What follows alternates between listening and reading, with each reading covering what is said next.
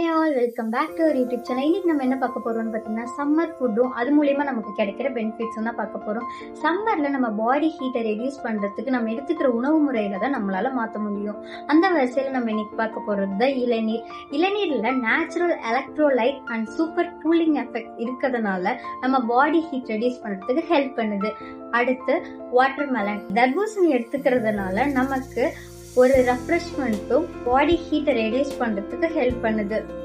ஆனா நம்ம பண்ணக்கூடிய தப்பு, தர்பூசணியை பாலோட சேர்த்து எடுத்துக்கவே கூடாது.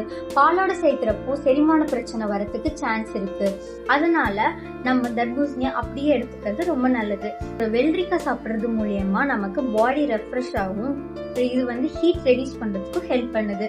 சம்மர் டைம்ல மதியம் மோர் எடுத்துக்கிறது ரொம்ப நல்லது. சம்மர் ஸ்பெஷலா கிடைக்கிற நொங்கு, இது பாடி டீஹைட்ரேஷன் ஆகாம பார்த்து பாடி ஹீட்டை ரெடியூஸ் பண்றதுக்கு ஹெல்ப் பண்ணுது. இந்த மாதிரியான இன்ட்ரெஸ்டிங்கான தகவல்களை தெரிஞ்சுக்கிறதுக்கு சௌமி கிரியேஷனை சப்ஸ்கிரைப் பண்ணிக்கோங்க.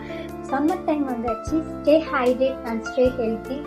இன்னும் எந்த மாதிரியான கண்டென்ட்லாம் போடலான்னு கமெண்ட் பண்ணிக்கோங்க. Until then, bye from Soumi creations.